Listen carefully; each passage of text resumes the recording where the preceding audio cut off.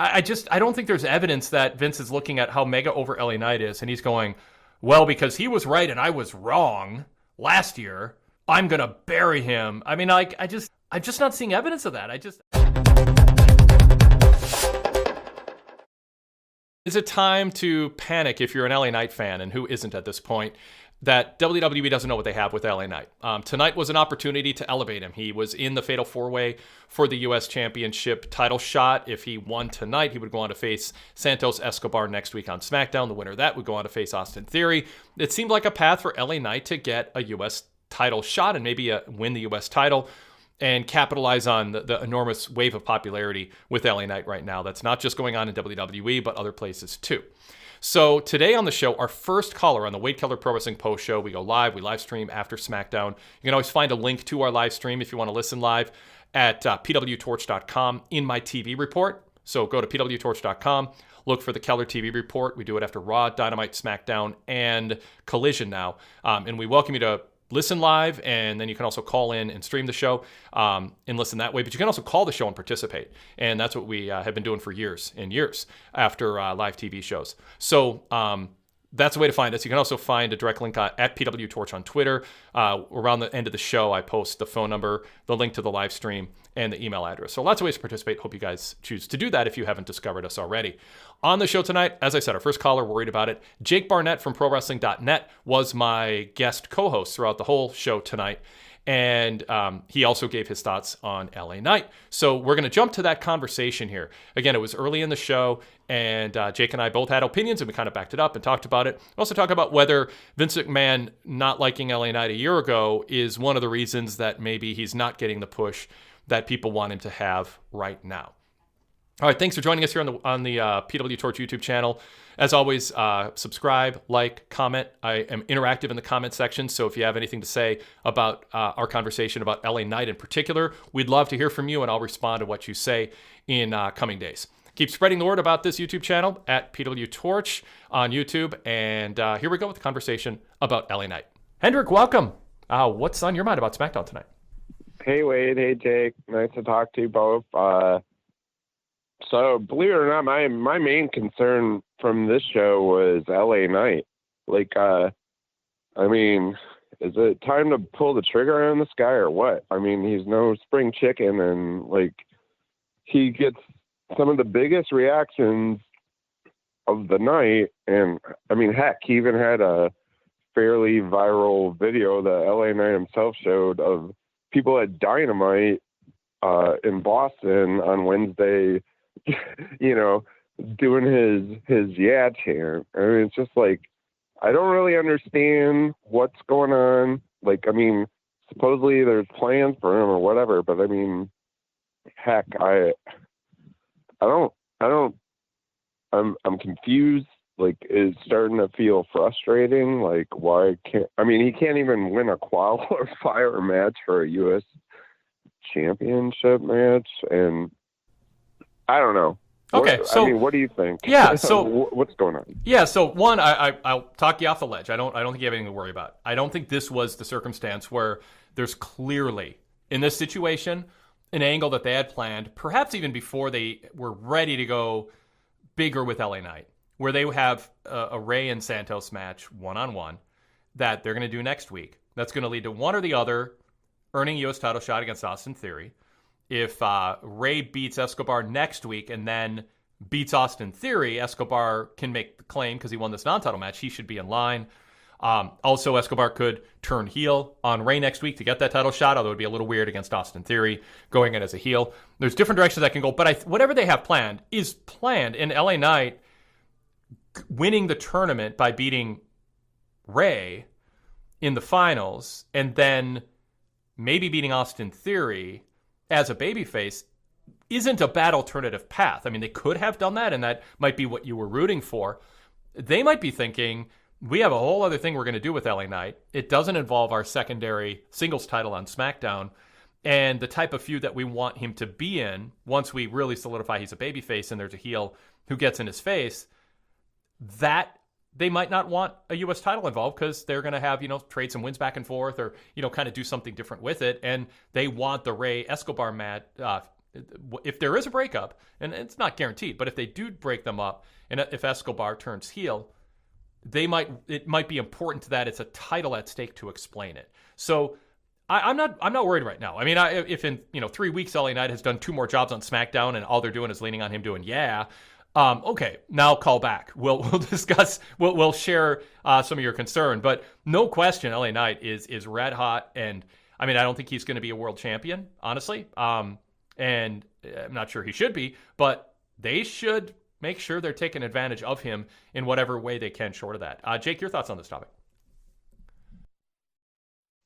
Yeah, I spoke with Jason Powell a little bit about this yesterday even. And LA Knight is a unique case because he's obviously mega over. And I don't think they want to overexpose the downsides, which he would be required to work frequently as the United States champion and potentially have longer matches and title defenses on television. And I don't think his in-ring work is particularly strong, or even the strongest part of his act.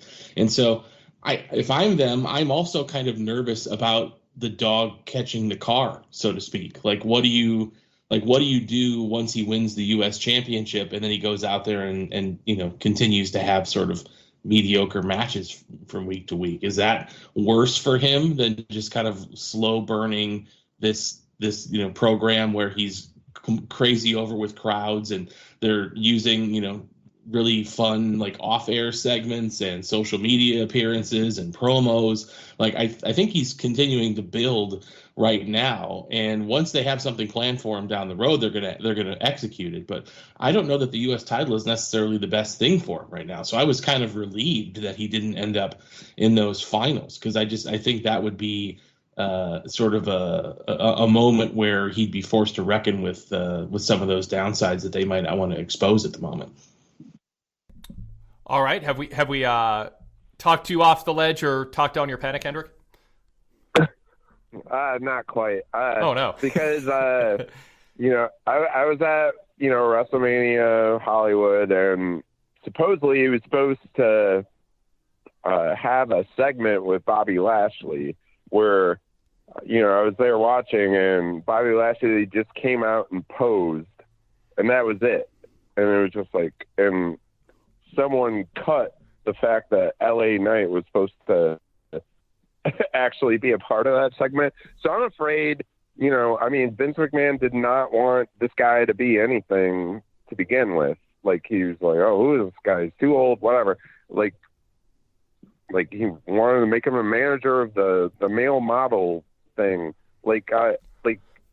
And maybe even fire him, for God's sakes. So I really have no confidence at all when Vince McMahon is still, believe it or not, running the show. And I feel like he's just gonna have an anchor tied to his leg. So I feel like this could be fed by clickbait panic articles or something on the internet. And because he did have it, Vince did have an issue with LA Knight. I was the one reporting that he was done because LA Knight was pushing back against how he's being utilized. And Vince didn't like it. And then when it just coincided with Paul Levesque taking over, when Vince resigned, and Levesque knew what he had from working with him in NXT, and he saw him completely differently. And part of it is Vince does judge against height. If the story about Adam Cole is true, being a manager, I mean, of course, that I understand people feeling that way, but I mean, when someone gets over, where is there?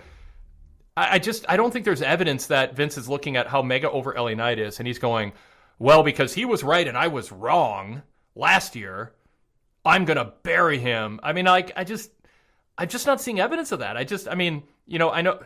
I think they're just sort of picking their spot. This is, catching them by a little bit by surprise. But I mean, man, they did on Raw. They did pre-taped interviews for 3 of the people in this match, and LA Knight got to come out in front of the crowd and talk. He wasn't jobbed out. I think they're in a mode where they're protecting him more, and they're giving him mic work. It seems like they know what they have in with him, and I don't think your worry is a bad thing in the sense that it emphasizes to management if you're part of a chorus of people being worried. it's part of course to management and creative, and it can get to Vince McMahon. Hey, people want to see him push more, but I'm just not at any kind of even medium or high level. I'm not at a high, much less a medium level of panic. I just think they this surprised them a little bit, and they are pretty meticulous about kind of planning things out and not just abandoning them for somebody who ultimately they still see as a mega over mid-carder. And the question is when they're mega over and you're a mid-carder, how do they rearrange this split roster to take advantage of that and get him paired up in a way that's going to take advantage of it? That doesn't necessarily mean that not winning the tournament or winning the U.S. title. It doesn't mean that starting next week we're not going to see what that thing is. Jake, you want to add anything? Yeah, I think there's also the element of, and we've heard Triple H talk about this a number of times at press conferences over the years, where there's almost like two levels of booking that they have to pay attention to. There's the obvious and overt booking that happens on television, and then there's the subtext where they try to manipulate certain fan bases. And I think that's exactly what they're doing with this LA Knight booking, where he's over, he's getting promo time, he's getting huge reactions. Obviously, they hear that and they see that. They're not idiots, but they know that there's a certain group of people, that they can kind of toy with by dangling the carrot and not having him be able to grab it for a while. And I think that's exactly the position that they have LA Knight in right now. Yeah, good analysis. Hendrick, I would just say, check back next week and the week after and the week after that, and we'll either be like, you can either be like, yeah, you guys were right. They had a plan. This is working out. Or, see, I told you so. You guys should have been more on DEFCON 11 or something. Anything? Well, I never want to say I told you so. Like, I mean, yeah. Like, I trust me, I'm not the biggest LA Knight fan on earth. I mean, I dug him as Eli Drake and Impact and stuff. Like, it's just like, I feel like you got a tiger by the tail, like, let him roar type of deal. And I don't have confidence that they will let him roar. And, he's not the greatest wrestler in the world. He's a fun act to watch. Yeah. All right, thanks for listening until the end. I'm Wade Keller, the founder, editor, and publisher of pwtorch.com and the long-running Pro Wrestling Torch newsletter. We welcome you to check out our website. You can read my editorials throughout the week, my news coverage, and a whole team of editorials, special features, and news writing at pwtorch.com. While you're here, if you like what we're doing, please like this video. You know how that helps the algorithm and helps us grow. Same thing if you subscribe. Click the subscribe button. And in the commentary, as I mentioned earlier, I'll leave some comments. What do you think about LA Knight's push? Are you worried? Are you not worried? Do you think he's overrated? How far can he go? Is he a world title contender, or is he a U.S. title guy? Or should he be in a tag team? Or should he be used in some other way than the course that he seems to be on? I'm really interested to hear what you guys think, especially after hearing the conversation Jake and I had with our caller, Hendrick. So we'll talk to you next time. And thanks, everybody, for tuning in to this video.